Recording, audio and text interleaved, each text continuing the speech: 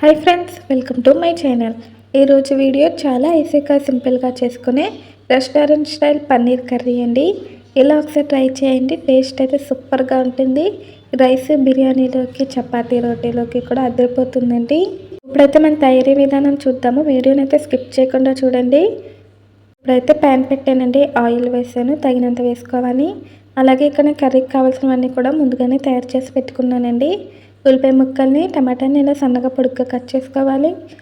అలాగే అల్లం వెల్లుల్లి ముక్కలు కూడా తీసి పెట్టుకున్నానండి. ఫ్రెష్గా చేసి వేసుకుంటేనే టేస్ట్ అయితే బాగుంటుంది. మీరు కనుక ఫస్ట్ టైం మా ఛానల్ చూస్తున్నట్టయితే ప్లీజ్ లైక్, షేర్, సబ్స్క్రైబ్ చేయండి.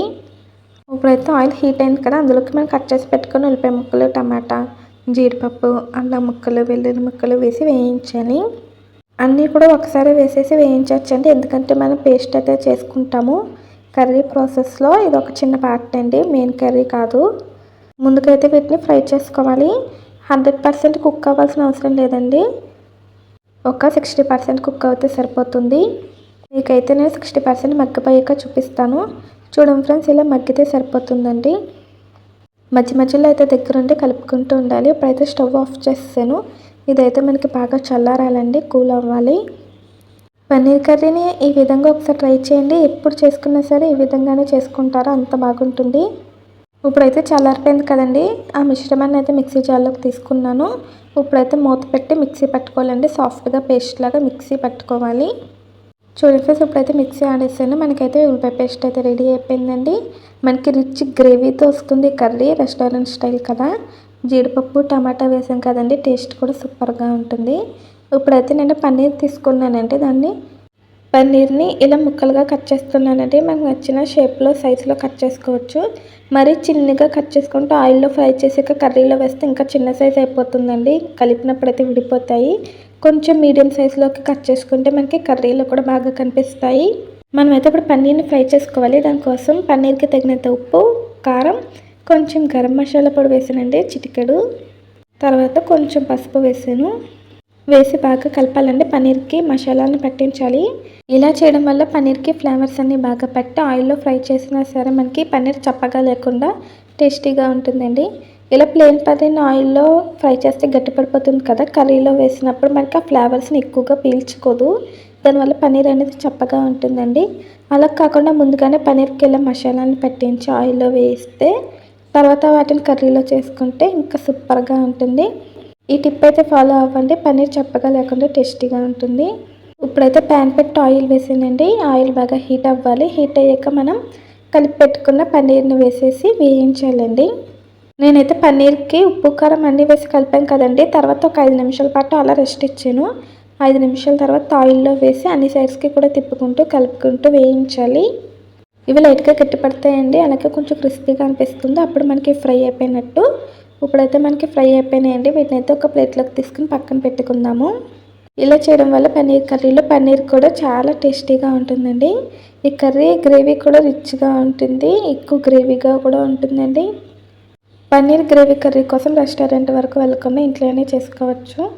పరోటా, బటర్ నాన్లోకి కూడా చేసుకోవచ్చు అండి. పన్నీర్ కర్రీ ఏ కాంబినేషన్తో అయినా సరే సూపర్గా సెట్ అవుతుంది.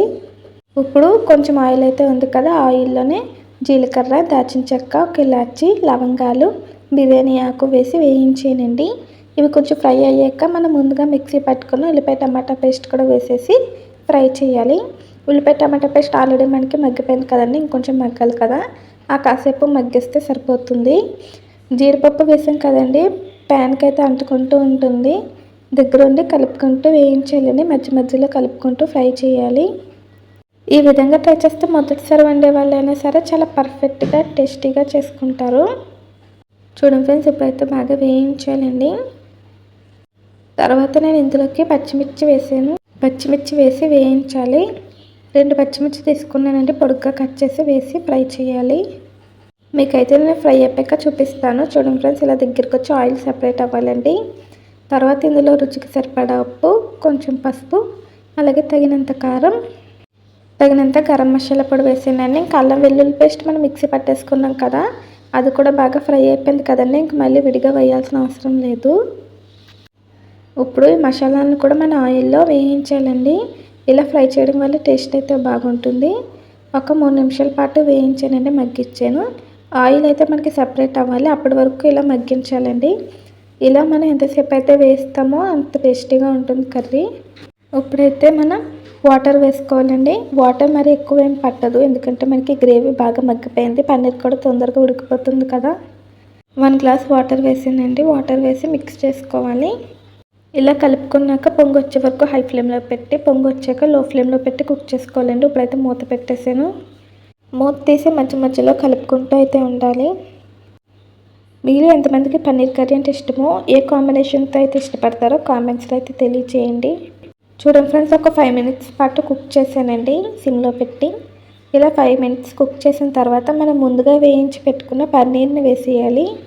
పన్నీర్ని వేసేసి మూత పెట్టి సిమ్లోనే కుక్ చేయాలండి. పన్నీర్ని ఆల్రెడీ మనం మసాలాలు పెట్టి ఫ్రై చేసాం కదా, ఇప్పుడు కర్రీ ఫ్లేవర్ని కూడా తీసుకుంటుంది, టేస్ట్ అయితే బాగుంటుంది.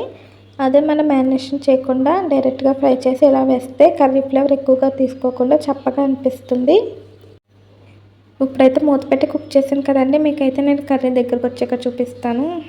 ఆయిల్ అయితే మనకి సెపరేట్ అవ్వాలి, గ్రేవీ కూడా మనకి దగ్గరికి రావాలండి.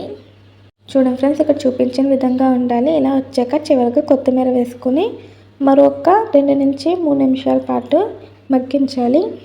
కొత్తిమీర వేసి ఒకసారి బాగా కలిపానండి, కలిపేసి మగ్గించాను. ఒకసారి ఇలా ట్రై చేయండి, టేస్ట్ అయితే సూపర్ అంటే సూపర్గా ఉంటుంది. ఏ కాంబినేషన్తో అయినా సరే అదిరిపోతుంది. చూడండి, మంచిగా కలర్ఫుల్గా వచ్చింది, మంచి స్మెల్ కూడా వస్తుందండి. మీకు ఎప్పుడైనా పన్నీర్ కర్రీ రెస్టారెంట్ స్టైల్లో తినాలనిపిస్తే ఈ విధంగా ట్రై చేయండి. ఇంట్లో వాళ్ళందరికీ కూడా బాగా నచ్చుతుందండి. రైస్, బిర్యానీ, పరోటా, మటన్ అని కాంబినేషన్తో అయినా సరే సూపర్గా సెట్ అవుతుంది. ఇప్పుడైతే స్టవ్ ఆఫ్ చేస్తానండి. సర్వింగ్ బౌల్లోకి అయితే తీసుకున్నాను. అంతేనండి, చాలా ఈజీగా టేస్టీగా మనకి రెస్టారెంట్ స్టైల్లో పన్నీర్ గ్రేవీ మసాలా కర్రీ అయితే రెడీ అయిపోయింది.